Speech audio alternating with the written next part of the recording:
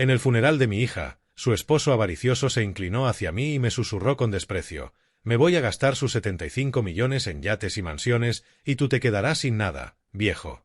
Yo solo sonreí. Entonces, ella rió suavemente desde dentro del ataúd. Su rostro se volvió blanco como un fantasma cuando comprendió que, a veces, los muertos regresan para recuperarlo todo. Antes de que escuches esta historia, tenemos un anuncio importante para ti. Lamentablemente, este canal será descontinuado y eliminado pronto. Si quieres seguir escuchando nuevas historias, suscríbete a nuestro nuevo canal, Cold Revenge. El enlace estará en la colaboración de este vídeo, en la descripción y también en los comentarios. Gracias por tu atención. Mi nombre es Harold Bishop. Tengo 68 años y he llamado hogar a Savannah, Georgia, durante las últimas 4 décadas. Pasé 35 años como cirujano cardíaco en el Hospital Memorial de Savannah, abriendo pechos, reparando corazones rotos y cosiendo personas de vuelta a la vida. Me jubilé hace 5 años. Hoy en día, tallo barcos en miniatura en el taller de mi garaje. Entre 3 y 4 horas cada mañana. Las manos firmes no desaparecen solo porque uno deja de operar. Vivo en la mansión familiar de Drayton Street. 4 pisos de arquitectura revival georgiana, construida en 1892, valuada en unos 4 millones de dólares. Pero la casa es solo madera y ladrillo. Lo que la hacía un hogar era mi hija, Sofía. Ella tiene 34 años, es curadora de arte en una de las galerías del centro.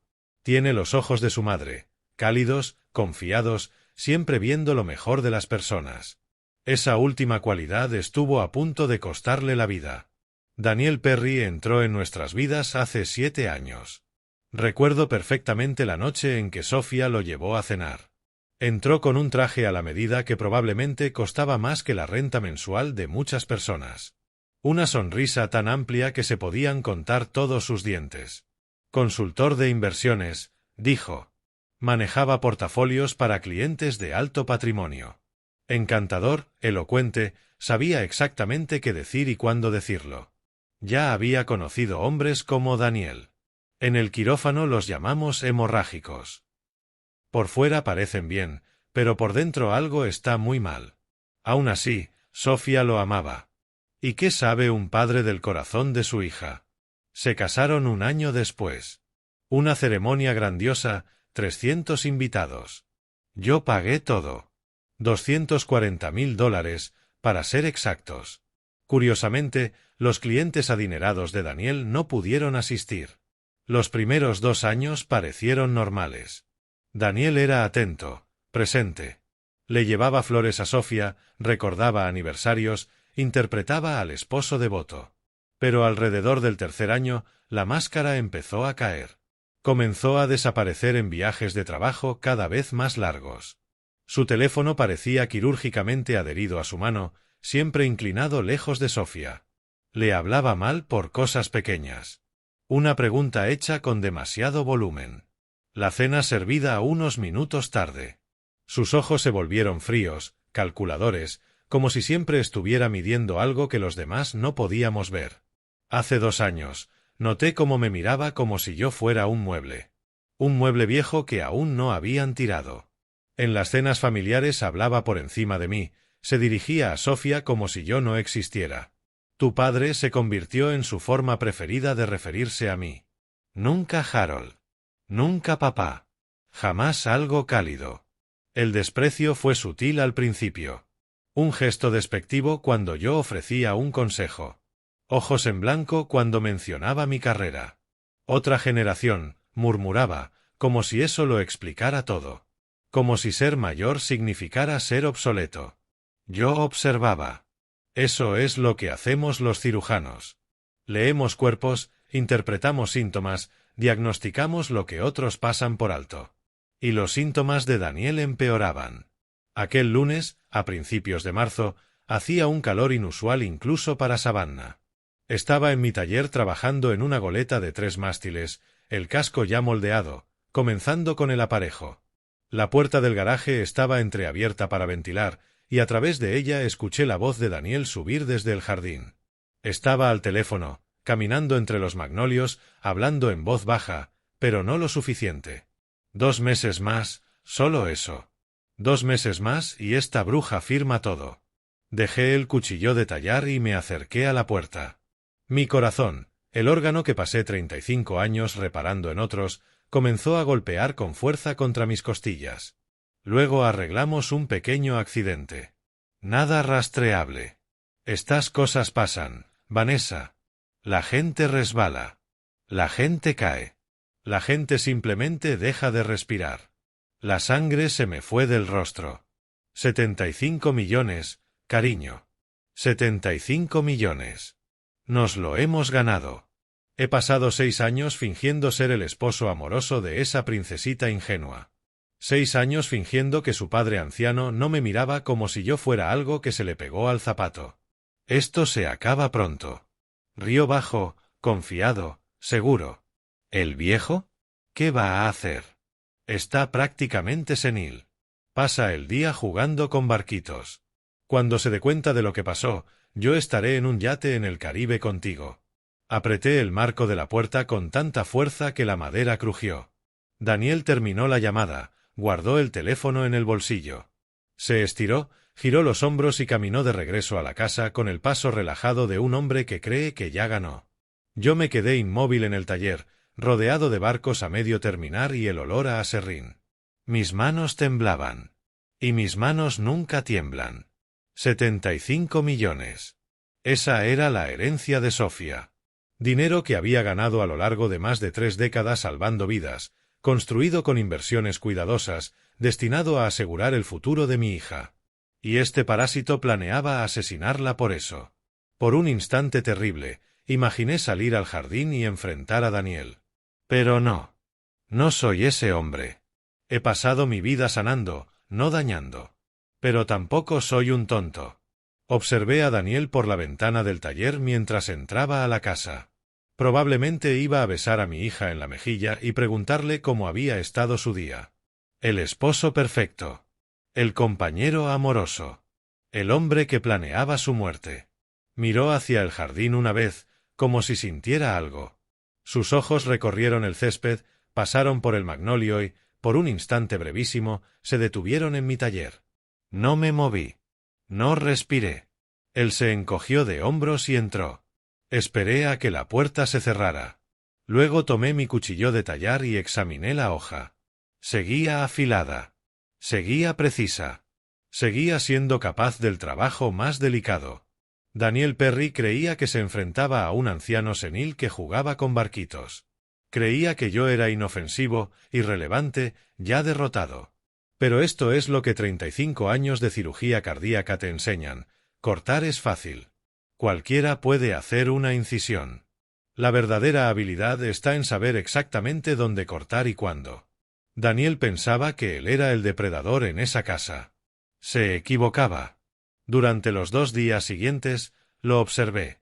Lo estudié como antes estudiaba radiografías antes de una operación compleja. Cada gesto catalogado.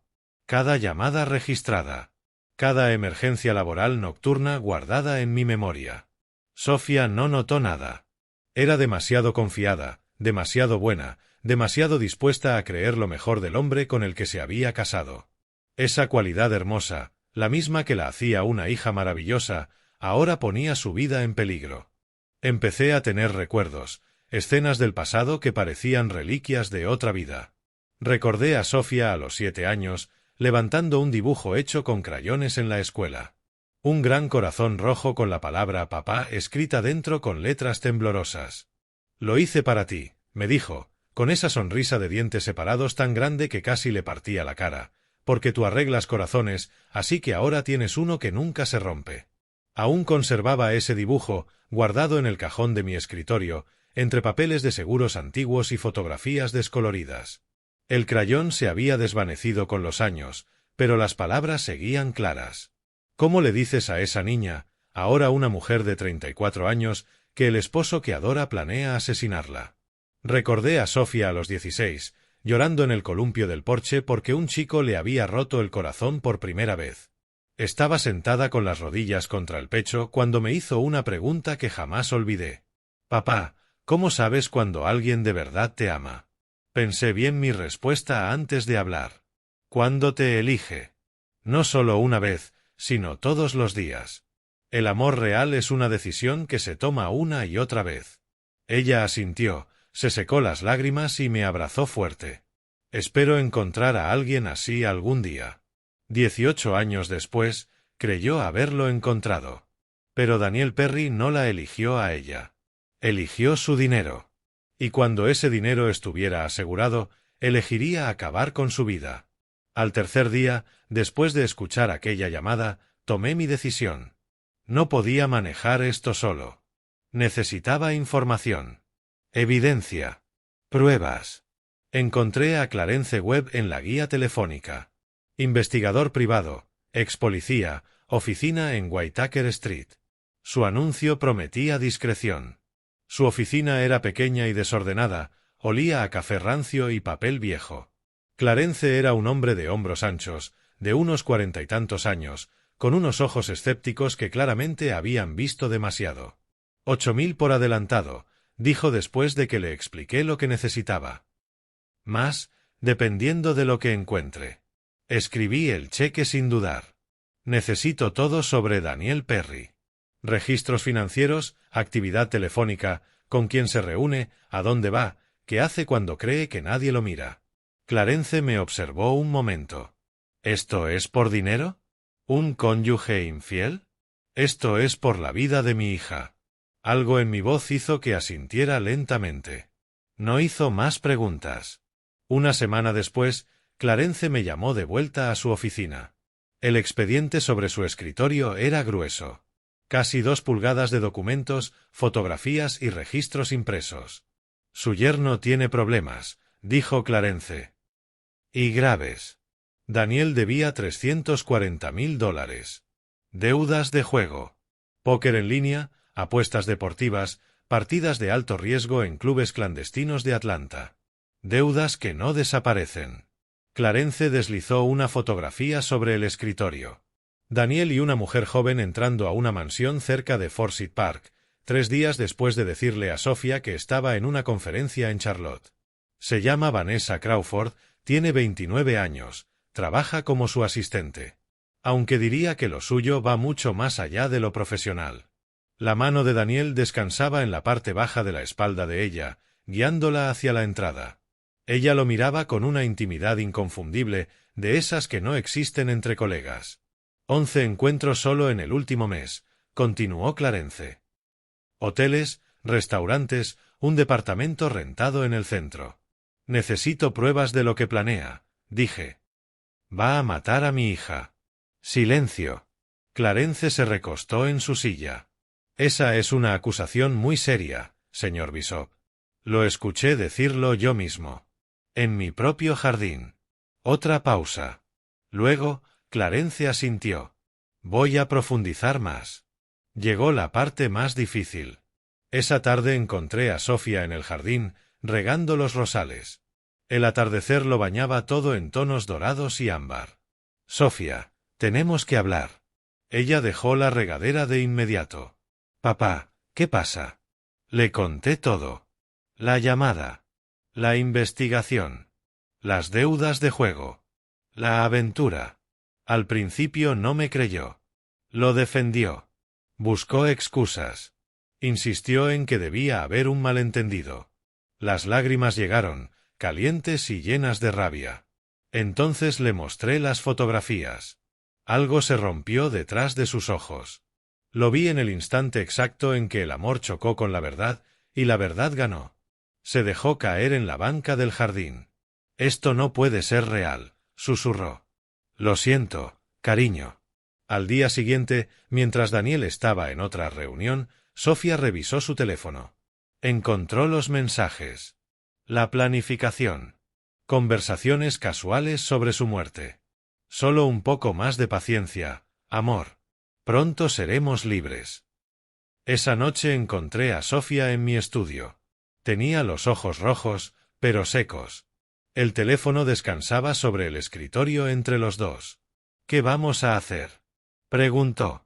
Su voz estaba firme, más fuerte de lo que esperaba. Me senté y entrelacé las manos. El cirujano dentro de mí tomó el control. Calmo. Metódico. Vamos a darle exactamente lo que él quiere. Sofía frunció el ceño. ¿Qué quieres decir? Daniel quiere que estés muerta.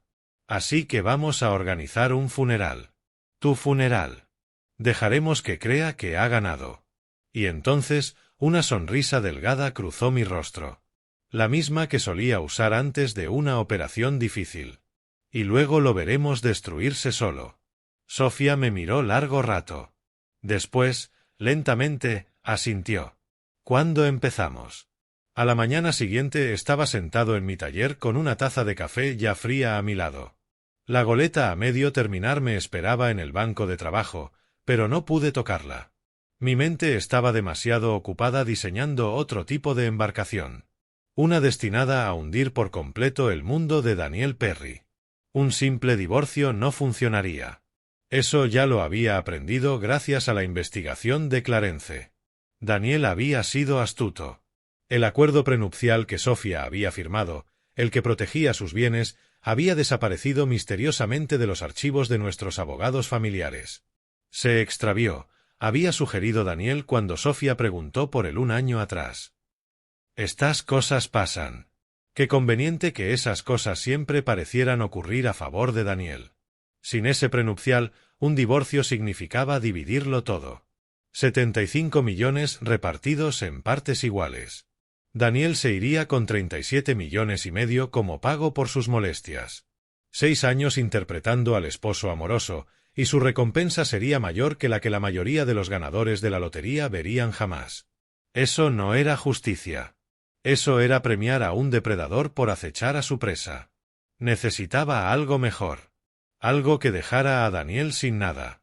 Pasé los siguientes 3 días observándolo con nuevos ojos, no como un suegro preocupado, sino como un cirujano examinando a un paciente con diagnóstico terminal. Cada síntoma catalogado. Cada debilidad anotada. La mayor debilidad de Daniel era su arrogancia. Creía sinceramente que era la persona más inteligente en cualquier habitación. Lo observé durante la cena. La forma en que llevaba cualquier conversación de vuelta hacia sí mismo. Como su mirada se apagaba cuando hablaba a otra persona. No escuchaba. Solo esperaba su turno para hablar. También subestimaba a todos a su alrededor. Para Daniel, Sofía era una mujer ingenua, demasiado cegada por el amor para ver su verdadera naturaleza. Yo era un anciano senil que pasaba el día jugando con barquitos de madera. No éramos amenazas. Éramos obstáculos que ya había descartado mentalmente. Esa arrogancia sería su perdición. Observé sus interacciones con Sofía, los toques casuales que nunca llegaban a los ojos, la forma en que revisaba su teléfono a mitad de una conversación, siempre inclinando la pantalla lejos de ella, la irritación apenas disimulada cuando ella preguntaba dónde había estado. Solo trabajo, cariño, decía, colocando esa sonrisa ensayada. Ya sabes lo exigentes que pueden ser los clientes. ¿Clientes? Claro. Vanessa Crawford debía de ser muy exigente, en efecto. Sofía interpretó su papel a la perfección. Después de nuestra conversación en el jardín, algo había cambiado en ella. La confianza ingenua había desaparecido, reemplazada por algo más duro. Ahora sonreía ante las mentiras de Daniel, pero esa sonrisa nunca alcanzaba sus ojos. Ella también lo observaba, catalogando sus engaños, construyendo su propio caso contra el hombre con el que se había casado. Me sentí orgulloso. Mi hija había heredado algo más que los ojos de su madre. Había heredado acero. Al final de la semana, supe lo que necesitábamos. Un abogado. Pero no cualquier abogado. Alguien especializado en ese tipo de guerra legal compleja que puede destruir a un hombre sin tocarlo jamás. Encontré a Marcus Reed gracias a una recomendación de Clarence Webb. Su oficina estaba en Bay Street, en el piso 12, con vista al río Savannah. La recepcionista me condujo a una sala de juntas donde Marcus ya me esperaba. Era un hombre delgado, de poco más de 50 años, con canas en las sienes y movimientos precisos y medidos que me recordaban a los cirujanos. Señor Bishop, dijo, estrechándome la mano con firmeza. Clarence habla muy bien de usted. Necesito su ayuda, señor Reed. Mi situación es complicada. Casi siempre lo son. Por favor, tome asiento. Le conté todo. La llamada que escuché. Las deudas de juego de Daniel. Vanessa Crawford. El acuerdo prenupcial desaparecido. El plan para asesinar a mi hija por su herencia. Marcus escuchó sin interrumpir, haciendo anotaciones ocasionales en una libreta. Cuando terminé, dejó el bolígrafo y se recostó en su silla. Tiene razón. Un divorcio es problemático. Sin el prenupcial, el señor Perry tendría derecho a una parte significativa de los bienes de su hija. Dada la duración del matrimonio y la mezcla de fondos, incluso podría argumentar que le corresponde más de la mitad. Entonces, ¿qué sugiere? Pregunté. Los ojos de Marcus adquirieron un brillo calculador. ¿Ha oído hablar de la regla del homicida, señor Bishop? No lo había hecho. Me explicó que era un principio legal integrado en la ley de Georgia que impide que una persona herede de alguien a quien haya matado o conspirado para matar. En el momento en que se pudiera demostrar que Daniel había planeado la muerte de Sofía, perdería todo derecho sobre su patrimonio. El problema, continuó Marcus, es probar la intención. Una conversación telefónica que usted escuchó no es suficiente. Necesitamos documentación, grabaciones, algo que demuestre un patrón claro de conspiración. ¿Y si logramos aportar esa evidencia? Entonces el señor Perry no solo perdería el dinero, señor Bishop, dijo con calma. Perdería su libertad. Salí de la oficina de Marcus 2 horas después, con el esqueleto de un plan tomando forma en mi mente. Era arriesgado. Requería sincronización perfecta, documentación cuidadosa y una actriz capaz de la interpretación de su vida. Por fortuna, sabía exactamente quién podía desempeñar ese papel. Esa noche, Sofía y yo nos reunimos en mi estudio. La puerta cerrada con llave. Las cortinas corridas. Le expliqué lo que Marcus me había contado sobre la regla del homicida, sobre la evidencia que necesitaríamos y sobre el plan que estaba tomando forma. ¿Quieres que finja que me estoy muriendo?, dijo Sofía despacio. ¿Y luego que finja estar muerta? Quiero darle a Daniel exactamente lo que desea. Que crea que ha ganado. Y cuando esté de pie frente a tu ataúd celebrando su victoria, le quitamos todo. Asentí. Es peligroso. Si algo sale mal, ¿papá? Sofía cruzó el escritorio y tomó mi mano. Su agarre era firme, decidido. Iba a matarme. De verdad iba a matarme por dinero. Después de todo lo que le di, mi amor, mi confianza, 6 años de mi vida. Iba a fingir un accidente y huir con su amante. Sus ojos se endurecieron. Destruyámoslo. Los preparativos tomaron casi un mes. Cada detalle debía ser perfecto. Un solo error, un solo elemento pasado por alto, y todo el plan se vendría abajo. Primero, necesitábamos establecer la enfermedad de Sofía.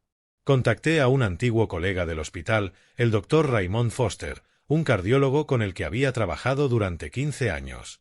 Confiaba en él con la vida de mi hija. Y, más importante aún, confiaba en él con su muerte.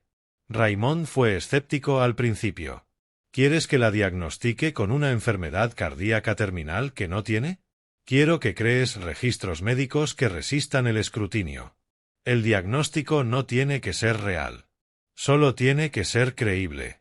Harold, lo que me estás pidiendo podría costarme la carrera. Lo que te estoy pidiendo puede salvar la vida de mi hija. Le conté todo.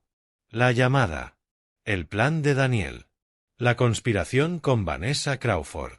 El rostro de Raymond se fue oscureciendo a medida que hablaba. Ese hijo de... se detuvo a tiempo. Está bien. Lo haré. Pero quiero dejar algo claro. En el momento en que todo esto termine, esos registros desaparecen. De acuerdo. Durante las semanas siguientes, Sofía comenzó su actuación. Empezó a quejarse de fatiga, falta de aire, dolores en el pecho. Concertó citas con Raymond, quien realizó estudios y fue entregando pronósticos cada vez más sombríos. Para la segunda semana, el diagnóstico era oficial, una forma rara y agresiva de miocardiopatía. La ironía no se me escapó. La hija de un cirujano cardíaco, muriendo por un corazón roto. Daniel interpretó su papel a la perfección, aunque no sabía que estaba en una obra. Volvió a ser el esposo devoto, Llevaba flores, le tomaba la mano, se secaba los ojos cuando los médicos daban malas noticias. Era tan convincente que casi me engañó a mí mismo. Casi. Mientras tanto, Clarence continuaba con la vigilancia. Cada encuentro con Vanessa quedaba documentado. Cada llamada en susurros, grabada. El expediente crecía día tras día. La prueba más incriminatoria llegó 2 semanas después del inicio de la enfermedad de Sofía. Clarence logró captar un vídeo desde el jardín. Mi jardín. Daniel se reunió allí con Vanessa una noche. Creían que estaban solos. 1 mes, decía Daniel en la grabación. Tal vez menos. Los médicos dicen que su corazón podría fallar cualquier día. Y luego la voz de Vanessa, ansiosa, hambrienta. Entonces esperamos un periodo prudente. 6 meses, quizá 1 año. Luego tú y yo tomamos esos 75 millones y desaparecemos. ¿Y el viejo? Preguntó ella. Daniel rió. ¿Qué viejo? Estará demasiado ocupado llorando como para notar algo.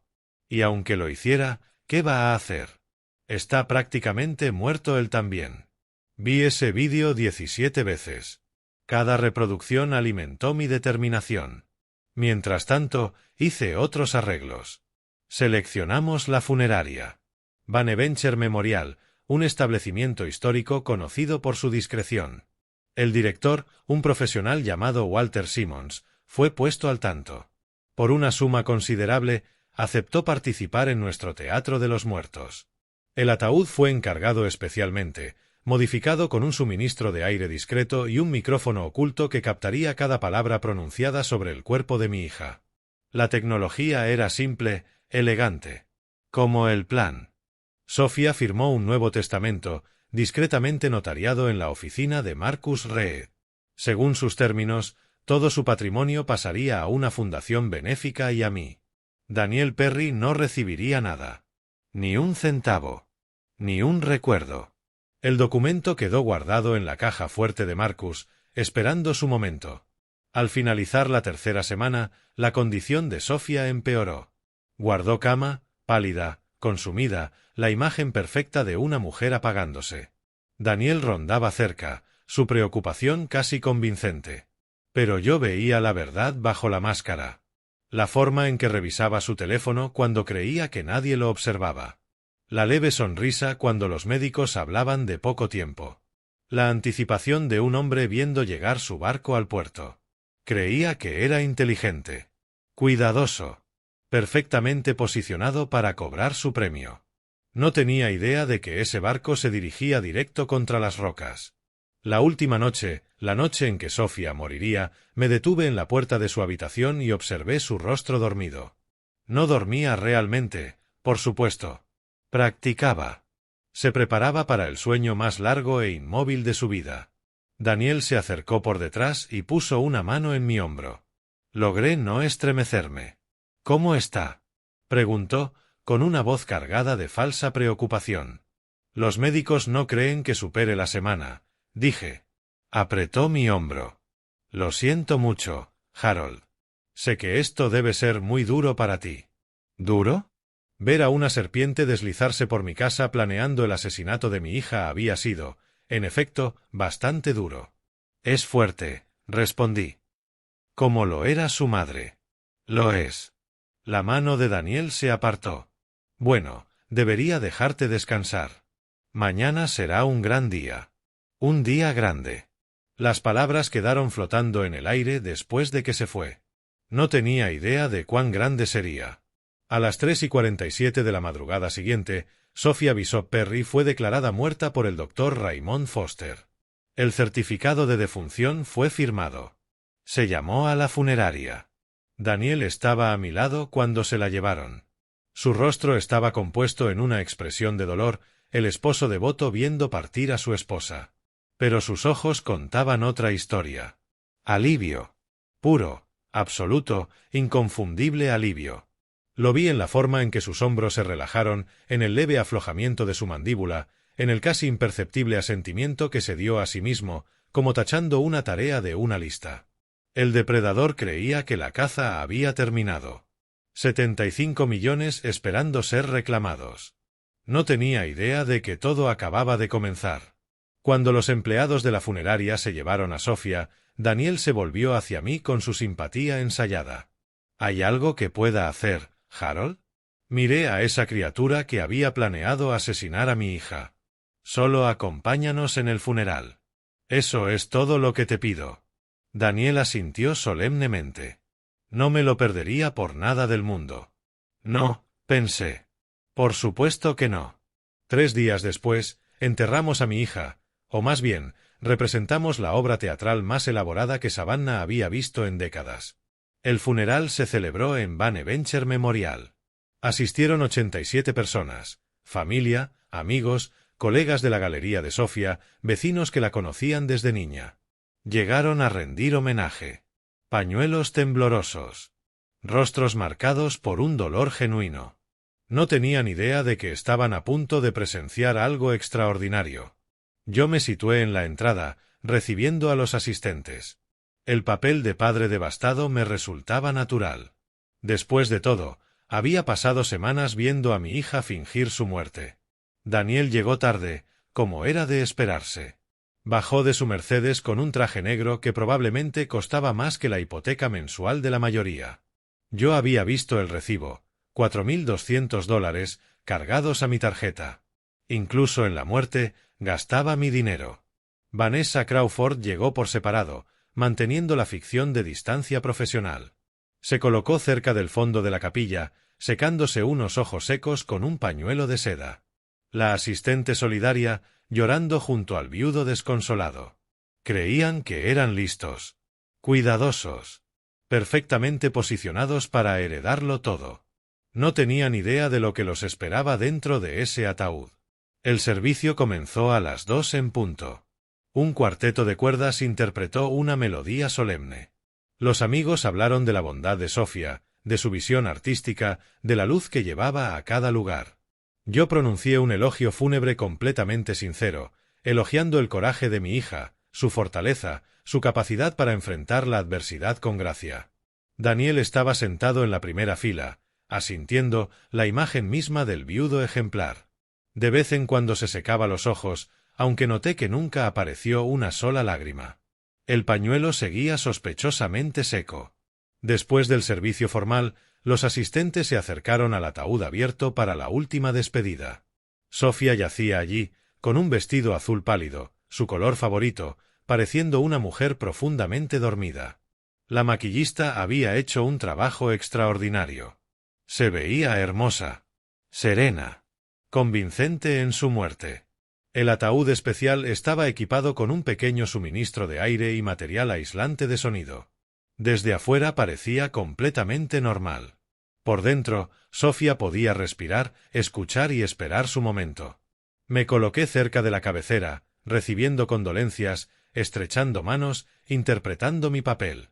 Daniel se movía entre la gente como un político en un evento de recaudación, aceptando pésames, calculando ya sus próximos pasos. Entonces se acercó a mí. El momento que había estado esperando. Daniel se detuvo frente al ataúd, puso una mano sobre el corazón y miró el rostro de Sofía con una expresión de profunda pérdida. Fue una actuación magistral. Cualquiera habría visto a un esposo despidiéndose del amor de su vida. Cualquiera, excepto yo. Se inclinó hacia mí, lo suficiente para que nadie más escuchara. Voy a gastar sus 75 millones en yates y mansiones, susurró. Y tú te quedarás sin nada, viejo. Ella era demasiado buena para este mundo. Pero el dinero se queda conmigo. Sentí como Sofía se tensaba ligeramente dentro del ataúd. Había escuchado cada palabra. Daniel se apartó, volvió a colocar su rostro en una máscara de dolor y me dio una palmada en el hombro. Lamento mucho tu pérdida, Harold. Lo miré. A este parásito. A este depredador.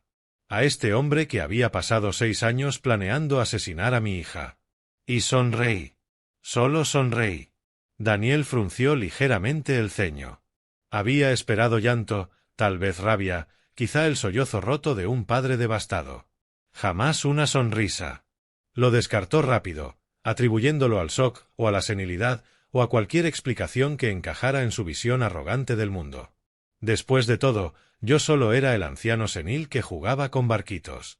Se alejó hacia Vanessa, que lo esperaba cerca de la entrada de la capilla. Intercambiaron una mirada breve, casi imperceptible para cualquiera que no estuviera atento, cargada de anticipación compartida. 6 años de planificación, por fin dando frutos, o eso creían. Entonces, desde dentro del ataúd, se escuchó un sonido. Una risa suave. Inconfundible. Daniel se congeló a medio paso. Sus hombros se pusieron rígidos. La tela cara de su traje se tensó contra su espalda.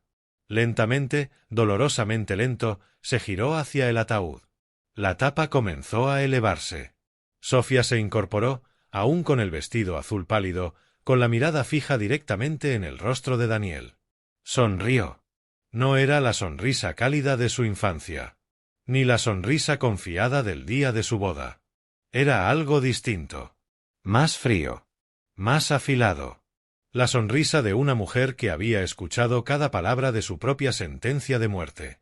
¿Yates y mansiones?, dijo, con voz clara que atravesó la capilla en silencio. Me encantaría que me cuentes más sobre tus planes, querido esposo. Durante un instante perfecto y cristalino, nadie se movió. Nadie respiró. El cuarteto dejó de tocar. Los asistentes quedaron inmóviles como estatuas. Hasta las motas de polvo parecían suspendidas en la luz de la tarde. Entonces el rostro de Daniel perdió todo color. El bronceado seguro. La piel cuidada. El brillo saludable de un hombre acostumbrado al golf y al lujo. Todo desapareció en un segundo, dejando algo del color de un hueso viejo. Su boca se abrió, pero no salió ningún sonido. Sus ojos, siempre calculadores, se abrieron de par en par con algo que jamás había visto en ellos. Terror. Puro. Absoluto. Di un paso al frente y puse mi mano sobre el hombro de mi hija. Caliente. Viva. Victoriosa. Y por fin hablé. ¿Sabes, Daniel? Los cirujanos no solo detenemos corazones.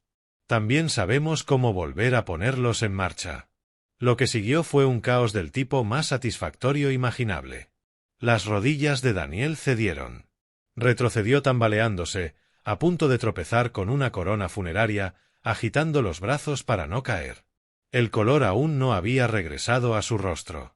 Si acaso, Daniel se había vuelto aún más pálido, con un tono que solo había visto antes en pacientes con pérdida de sangre severa. No, logró croar. No, esto no, tú estabas muerta. Estabas muerta. Sofía se colgó las piernas al borde del ataúd y se puso de pie, acomodando su vestido con la gracia casual de alguien que no acabara de levantarse de un féretro. ¿Lo estaba? ¡Qué extraño! Me siento perfectamente bien. A nuestro alrededor, la capilla estalló en caos. Una anciana en la tercera fila se desmayó por completo. Su esposo la atrapó, casi cayéndose él también. Alguien gritó, otro comenzó a reír histéricamente. Varios invitados sacaron sus teléfonos y comenzaron a grabar todo. El instinto de lucha o huida de Daniel finalmente se activó y eligió huir. Salió disparado hacia la salida, empujando a los dolientes. Sus caros zapatos resbalaban sobre el piso pulido. Casi llegaba a la puerta cuando 2 hombres corpulentos se pusieron en su camino. Seguridad privada contratada específicamente para este momento, excolegas de Clarence Webb, construidos como linieros defensivos. ¿A dónde va, señor Perry?, preguntó amablemente el más grande. Daniel intentó empujarlos, pero era como tratar de atravesar un muro de ladrillos. Se quedaron quietos, brazos cruzados, bloqueando su escape. «No pueden hacer esto». La voz de Daniel se volvió aguda. «Esto es agresión. Secuestro. Los demandaré a todos». «No lo creo», dije, caminando hacia él. Sofía me siguió, cada paso medido y deliberado. La multitud se abrió ante nosotros como un mar vivo. Mientras tanto, Vanessa Crawford cometió su propio error crítico. «Esto es algún tipo de truco», gritó desde el otro lado de la sala. Ella estaba muerta. Vi el certificado de defunción. Esto es fraude. Todos los ojos se volvieron hacia ella. La boca de Vanessa se cerró de golpe al darse cuenta de lo que acababa de revelar. Una asistente, una simple colega profesional, no habría tenido acceso al certificado de defunción, no habría estado tan involucrada en confirmar la muerte de Sofía, no habría revelado un conocimiento tan íntimo de la situación. ¿Y cómo sabe usted sobre el certificado de defunción, señorita Crawford? Preguntó Sofía con voz fría como el hielo. No creo que nos hayamos presentado. El rostro de Vanessa pasó por una rápida sucesión de expresiones: sorpresa, miedo, cálculo desesperado, antes de asentarse en algo parecido a la desfachatez. Yo. Daniel me dijo que era su asistente, manejo todos sus papeles. Interesante, dije, asintiendo hacia Clarence, que esperaba cerca de la puerta lateral. Clarence, ¿tienes esa fotografía? La de la mansión en Forsyth Park. Clarence sacó una foto brillante tamaño 8×10 y la sostuvo para que todos la vieran. Daniel y Vanessa caminando tomados del brazo hacia un hotel de lujo, la postura corporal dejando absolutamente nada a la imaginación. ¿Este tipo de papeleo? Pregunté con calma. El poco color que quedaba en el rostro de Vanessa desapareció por completo. 12 minutos después llegó la policía. Yo lo había cronometrado. La detective Rachel Morgan, una mujer sin concesiones de 40 y tantos años, tomó el control de la escena con eficiencia profesional.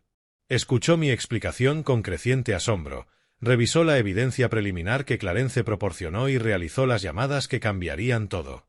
Señor Perry, señorita Crawford, anunció. Ambos vendrán con nosotros para interrogar. No he hecho nada malo. La voz de Daniel se quebró. Esto es un engaño. Este viejo montó la muerte de su hija para humillarme. Tal vez, dijo la detective Morgan con calma. Pero también tenemos evidencia que sugiere que planeaban la muerte real de la señora Perry con fines mucho más permanentes. El color restante desapareció del rostro de Daniel. Otra vez, comencé a pensar que necesitaría una transfusión cuando todo terminara. Fueron escoltados en vehículos separados. Daniel intentó mantener cierta dignidad, enderezando su traje de $4.000, levantando el mentón, proyectando la imagen de un hombre inocente detenido injustamente. Pero sus manos temblaban tanto que no podía abotonarse la chaqueta. Sus dedos titubeaban inútilmente, temblando como hojas en un huracán. Vanessa fue tranquila, su bravura anterior se había evaporado por completo. Seguía mirando a Daniel, buscando alguna señal de su plan compartido, pero él se negaba a mirarla, ya distanciándose, calculando cómo salvar su propia piel y listo para sacrificarla si era necesario. Eso es lo que pasa con personas como Daniel y Vanessa. Su alianza se basaba en la codicia, no en la lealtad. Y la codicia es un cimiento que se derrumba en cuanto se aplica presión. En la comisaría, Daniel exigió un abogado. Su abogado ya está aquí, le informó el sargento de guardia con apenas disimulada diversión. La puerta de la sala de interrogatorio se abrió y Marcus Reed entró. La cara de Daniel se volvió aún más blanca. Imposible. Observé por la ventana de observación cómo cada gota de sangre parecía abandonarlo. Tú, se supone que eras mi abogado. Trabajaste en nuestro acuerdo prenupcial, tú. Marcus se acomodó en la silla frente a él con la calma precisa de un gran maestro de ajedrez a punto de anunciar jaque mate. Ajustó sus puños, enderezó la corbata y se tomó su tiempo. Me temo que ha habido un malentendido, señor Perry. Yo represento a la familia Bishop. Siempre lo he hecho. Colocó una carpeta gruesa sobre la mesa entre ellos. Y tengo algunos documentos que quizá quiera ver. Daniel no permaneció mucho en custodia. A la mañana siguiente había logrado pagar la fianza, $50.000, que luego supe provenían de los ahorros de Vanessa. La ironía no se perdió para mí. La mujer a la que había planeado traicionar estaba financiando ahora su libertad. Pero la libertad es un término relativo, y Daniel estaba a punto de descubrir cuán relativa era. En menos de 48 horas, contrató a un nuevo abogado. Howard Price, un litigante astuto y de lengua afilada, cobraba $500 por hora y tenía fama de convertir casos imposibles en victorias. Había oído de él antes, el tipo de abogado capaz de convencer a un jurado de que el negro era blanco si el precio era correcto. Su estrategia quedó clara de inmediato: atacar. Mi cliente es la víctima aquí, anunció Price en una conferencia de prensa improvisada. El señor Harold Bishop, Consumido por un odio irracional hacia su yerno, orquestó un elaborado y cruel engaño para humillar públicamente a Daniel Perry. El trauma psicológico infligido a mi cliente es inconmensurable. Luego anunció que Daniel demandaría civilmente a Sofía y a mí por daños emocionales intencionados. La indemnización solicitada, $2 millones. Los medios entraron en frenesí predecible. Mujer resucita de su ataúd en su propio funeral, gritaban los titulares. La historia se difundió primero en noticias locales, luego nacionales, después en Internet. Los canales de noticias dedicaron segmentos completos a analizar lo que llamaron la resurrección de Savannah. Para el final de la semana, circulaban memes por todas partes. Los presentadores de programas nocturnos bromeaban sobre matrimonios y suegros. Investigadores aficionados en redes sociales armaban teorías, algunas completamente equivocadas, otras incómodamente cercanas a la verdad. Y Daniel interpretaba su papel a la perfección. Dio entrevistas a quien quisiera escucharlo, programas matutinos, noticieros nocturnos, podcast, incluso un reportero sensacionalista que lo acorraló afuera de su apartamento. En cada una, se presentaba como el esposo devoto, sorprendido por un suegro vengativo que nunca lo había aceptado. Hablaba de su querida esposa fallecida, y luego se corregía con una sonrisa forzada de práctica, su aparentemente no tan fallecida esposa. Era encantador, autodepreciativo, simpático. Las cámaras lo adoraban. El viejo nunca me quiso, dijo Daniel en una entrevista particularmente memorable, su voz quebrada con emoción ensayada. Desde que comencé a salir con Sofía, era sospechoso. Creía que yo iba tras su dinero, pero yo amaba a su hija. Todavía la amo. Y este cruel engaño es como nos pagan 6 años de devoción. Algunas personas le creyeron más de lo que esperaba, honestamente. Los comentarios en cada artículo se llenaron de defensores llamándonos crueles y vengativos. Las redes sociales nos acusaban de tortura psicológica. Apareció una petición en una de esas plataformas exigiendo que Sofía fuera acusada de fraude. Reunió 12.000 firmas en 3 días. La opinión pública es una bestia voluble, y Daniel sabía exactamente cómo manipularla. Sofía estaba afectada. Había estado preparada para la batalla, pero no para la corte de la opinión pública. «Papá, ¿y si gana?», me preguntó una noche, su voz tensa por la preocupación. «¿Y si el jurado le cree?». Estábamos sentados en mi estudio, el lugar donde todo este plan se había concebido. El mismo escritorio, las mismas sillas, la misma determinación. Sonreí. Daniel es muy bueno controlando narrativas, pero hay algo que no sabe. ¿Qué es? Frunció el ceño Sofía. El vídeo. ¿Te refieres a las grabaciones que hizo Clarence?, preguntó. No, no esas grabaciones. Me recosté en la silla.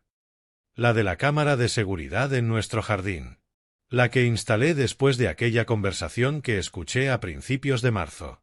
La comprensión iluminó sus ojos. ¿Grabaste a Daniel? Grabé todo.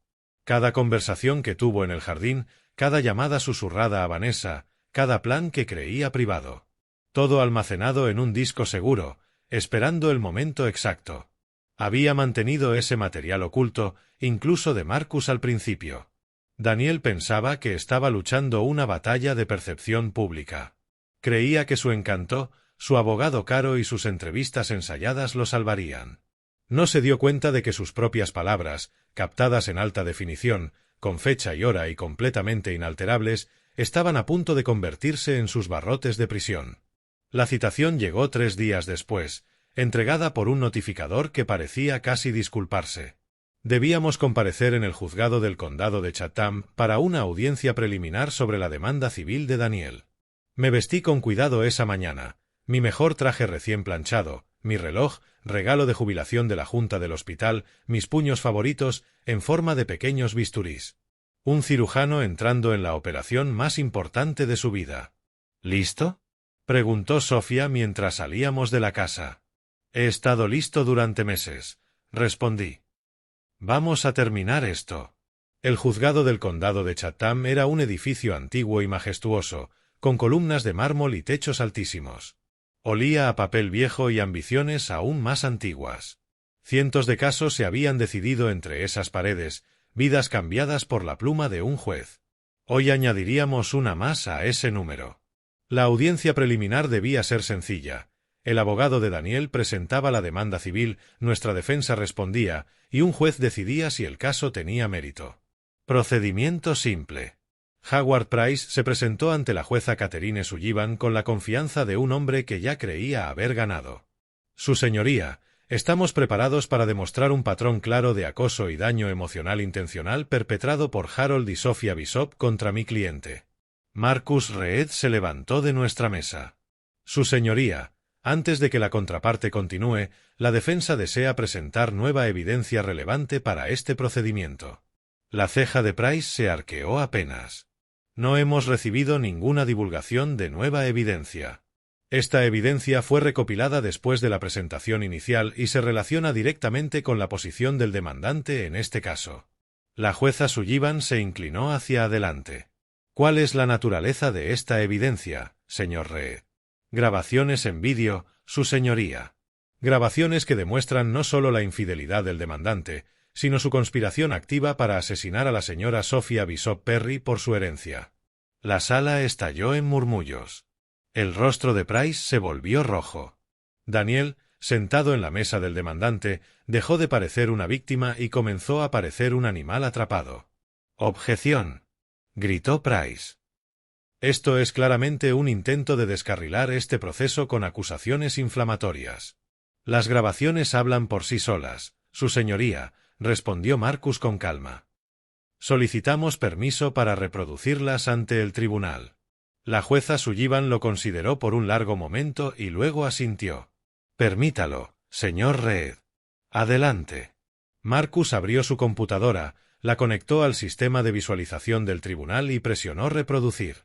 La cara de Daniel llenó la pantalla, con el jardín de nuestra casa visible al fondo. La fecha mostraba finales de febrero, semanas antes de que comenzara la enfermedad de Sophia. Un mes antes, la voz grabada de Daniel decía, tal vez menos. Los doctores dicen que su corazón podría fallar en cualquier momento. La voz de Vanessa fuera de cámara, y luego esperamos un periodo respetable, 6 meses, tal vez un año. Y entonces tú y yo tomamos esos 75 millones y desaparecemos. ¿Y el viejo? Daniel se rió en la grabación. ¿Qué hay de él? Estará demasiado ocupado de duelo para notar nada. Y aun si lo hiciera, ¿qué podría hacer? Prácticamente es un cadáver. El vídeo continuó con conversaciones más incriminatorias, discusiones sobre accidentes y métodos no rastreables, referencias a un viaje en yate que terminaría con un solo pasajero regresando. Cada clip más condenatorio que el anterior. Cuando Marcus detuvo la reproducción, la sala quedó en silencio. Howard Price estaba pálido. Daniel parecía a punto de vomitar. Pero lo que sucedió después cambió todo. La fiscal, a quien no había visto entrar, la fiscal del distrito Patricia Wells, se levantó. Basándonos en esta evidencia, el Estado de Georgia abre una investigación criminal contra Daniel Perry por conspiración para cometer asesinato. Solicitamos que se entregue el pasaporte del señor Perry y que quede detenido, pendiente de cargos formales. No pueden hacer esto. La voz de Daniel se quebró. Esto es un montaje. Ese vídeo es falso. Los metadatos están verificados, dijo Marcus en voz baja. La grabación es auténtica y fue realizada en la propiedad del señor Bishop, haciendo legal su recopilación bajo la ley de Georgia. Daniel giró hacia mí, su rostro contorsionado de rabia. Tú, viejo senil, planeaste todo esto desde el principio. Lo miré con calma. Tienes razón. Lo hice. Te destruiré. 2 alguaciles avanzaron, tomando a Daniel por los brazos. Luchó brevemente, luego se rindió, con la fuerza abandonándolo como agua de un recipiente roto. Mientras lo llevaban, Vanessa, que había estado sentada en la galería y fue citada como testigo, intentó acercarse a la salida. No llegó lejos. Señorita Crawford, llamó la fiscal, también queremos hablar con usted sobre su papel en este arreglo. La compostura de Vanessa finalmente se rompió. Fue idea de él, todo, yo solo seguí lo que Daniel quería. La cabeza de Daniel se giró abruptamente. Mentira. Ibas a matarla y quedarte con su dinero. Dijiste que sería fácil. Pero Vanessa ya no podía detenerse. Las palabras se derramaron, confesiones, acusaciones, detalles que pintaban un cuadro aún más oscuro que los vídeos. La testigo perfecta de un fiscal, volteando contra su propio CEO conspirador en tiempo real. Observé todo con una sensación cercana a la satisfacción. Dos depredadores destruyéndose entre sí en su desesperación por sobrevivir. Esa noche, Sofía y yo nos sentamos en el porche de la mansión mientras el sol se ocultaba. Ella sostenía una copa de vino. Yo, una nueva talla, un yate en miniatura apenas comenzando a tomar forma. Papá, dijo suavemente, realmente se acabó, ¿verdad? Miré el yate en mis manos, pensando en el que Daniel había soñado comprar con su dinero, el que nunca navegaría. No del todo, dije, pero lo más difícil ya está hecho. El testimonio más poderoso vino de Sofía. Mi hija caminó hacia el estrado con una dignidad silenciosa. Miró al jurado, luego a Daniel. Lo amé, dijo. Durante 6 años creí que él también me amaba. Confié mi vida a él, y estaba planeando acabar con ella. Describió el momento en que había descubierto la verdad, los mensajes, la manera casual en que él había hablado de asesinarla. En mi funeral, continuó, me acosté en ese ataúd y escuché a mi esposo susurrar sobre yates y mansiones, sobre cómo gastaría mi herencia mientras yo me pudría bajo tierra, y luego me senté y observé cómo su rostro se volvía blanco. Varios miembros del jurado lloraban abiertamente. Daniel subió al estrado en su propia defensa. Intentó mostrarse encantador, pintándose a sí mismo como el esposo devoto víctima de un suegro vengativo. El interrogatorio cruzado de la fiscalía fue quirúrgico. Señor Perry, en el vídeo usted habló de organizar un accidente para su esposa. ¿Puede explicarlo? La compostura de Daniel titubeó. Fue sacado de contexto, planear hipotéticamente la muerte de mi esposa. No quise. Y cuando consultó con un abogado sobre los derechos de herencia durante la enfermedad de su esposa, ¿también era hipotético? La fachada de Daniel se estaba desmoronando. Quiero cambiar mi respuesta. No hay cambios, señor Perry. Solo existe la verdad. El jurado deliberó durante 4 horas y 22 minutos. Sofía sostuvo mi mano como cuando era niña, asustada por las tormentas. Cuando el jurado volvió a la sala, el presidente se puso de pie con un papel doblado. ¿Ha llegado el jurado a un veredicto? Sí, su señoría. ¿Cuál es su veredicto? El presidente del jurado desplegó el papel. Toda la sala contuvo el aliento. Nosotros, el jurado, en el caso del Estado de Georgia contra Daniel Perry, encontramos al acusado culpable de conspiración para cometer asesinato en primer grado. La palabra resonó en la sala como un trueno. Sentí como Sofía apretaba mi mano. A nuestro alrededor, la galería estalló. Suspiros, exclamaciones susurradas, el rasgueo de los bolígrafos de los reporteros. La reacción de Daniel fue todo lo que había imaginado y más. Su rostro pasó por una rápida sucesión de emociones, incredulidad, luego negación y finalmente un horror que iba tomando conciencia. Su boca se abría y cerraba como un pez fuera del agua. Sus manos, que antes descansaban tranquilamente sobre la mesa de la defensa, comenzaron a temblar. No, susurró, luego más fuerte. No, esto no es. Esto no puede ser. Se giró hacia el jurado, con los ojos desorbitados y desesperados. No entienden. Me engañaron. Montaron todo esto. 2 alguaciles se acercaron, pero Daniel no había terminado. Esto no es justicia. Gritó, con la voz quebrada. Esto es una venganza. Ese anciano, me señaló, con el dedo temblando, él lo orquestó todo. Yo soy la víctima aquí. El mazo de la juez Sullivan cayó con fuerza. Señor Perry, guardará silencio. No guardaré silencio. Gritó. No lo haré. Los alguaciles lo sujetaron por los brazos. Daniel luchó brevemente y luego se desplomó, la fuerza abandonándolo como el aire de un globo punzado. Su costoso traje estaba arrugado, su cabello perfectamente peinado, despeinado. Parecía viejo, repentinamente quebrado. Mientras lo llevaban más allá de nuestra fila, me miró fijamente. Desapareció el depredador arrogante que había susurrado sobre yates y mansiones en el funeral de mi hija. En su lugar, quedó alguien pequeño, disminuido. Tú, susurró. Arruinaste mi vida. Lo miré con calma. No, Daniel. Tú arruinaste tu propia vida. Yo solo me aseguré de que no pudieras arruinar la de nadie más. Se lo llevaron. La sentencia llegó 2 semanas después, 15 años en prisión estatal, sin posibilidad de libertad condicional. La jueza también otorgó a Sofía un divorcio inmediato y declaró a Daniel un asesino bajo las leyes de herencia de Georgia, legalmente impedido de recibir cualquier parte de su patrimonio. Vanessa Crawford recibió el acuerdo prometido: 3 años de libertad condicional, 200 horas de servicio comunitario y una mancha permanente en su historial. Salió del juzgado sin mirar atrás y desapareció de Savannah esa misma semana. Escuché que se había mudado al norte. No me importó lo suficiente como para averiguarlo. El circo mediático eventualmente se apagó. La resurrección de Savannah se convirtió en una historia que la gente contaba en cenas, una curiosidad, una especie de leyenda local. Unas semanas después del veredicto, la vida comenzó a volver a algo parecido a la normalidad. Una cálida tarde de finales de verano, Sofía y yo nos sentamos en el porche de la mansión. Las magnolias estaban en plena floración, su aroma flotando en el aire húmedo. Las luciérnagas danzaban por el césped donde Daniel una vez había caminado, planeando sus crímenes. Yo trabajaba en mi última talla, el yate en miniatura que había empezado meses atrás, casi completo. Cada detalle era preciso: las velas diminutas, el delicado aparejo, el casco de madera pulida. En la popa, había tallado 2 palabras en letras tan pequeñas que había que entrecerrar los ojos para leerlas: nunca tuyo. Sofía me observaba trabajar, con un vaso de té helado sudando en su mano. La mirada atormentada que había llevado durante tanto tiempo comenzaba finalmente a desvanecerse.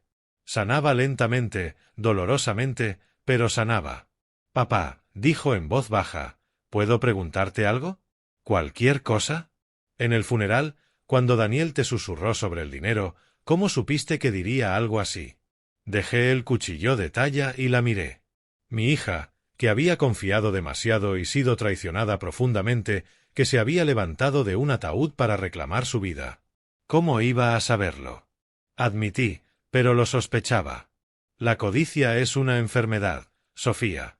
Y como toda enfermedad, tiene síntomas. La forma en que te miraba cuando creía que nadie veía, como sus ojos se iluminaban al mencionar dinero, como calculaba, siempre calculaba.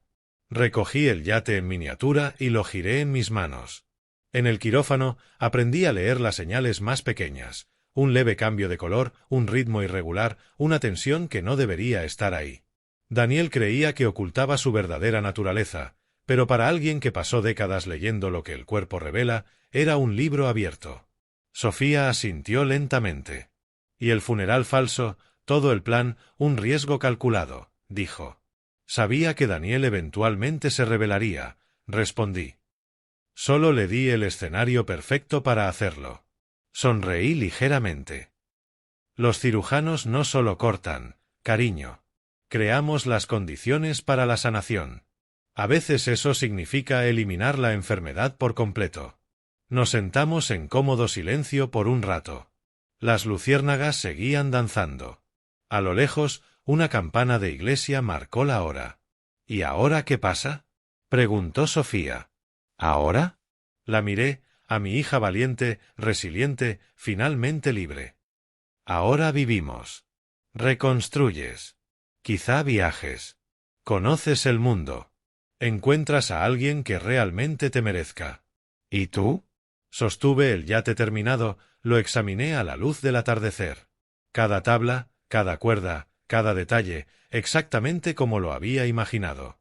Seguiré tallando mis barcos, cuidando el jardín, siendo padre. Sofía extendió la mano y tomó la mía. Su agarre era cálido, fuerte, vivo. Daniel Perry había querido mi dinero. En cambio, consiguió 15 años de prisión para reflexionar sobre sus errores. ¿Y yo? Recuperé a mi hija. Eso vale más que $75 millones. Eso vale más que cualquier cosa. Si te gustó esta historia, suscríbete a nuestro nuevo canal, Cold Revenge, ya que este pronto dejará de existir. El enlace al nuevo canal está en la sección de colaboraciones de este vídeo. en la descripción o en los comentarios. Suscríbete para no perdernos y seguir escuchando historias interesantes de venganza. Gracias por tu atención.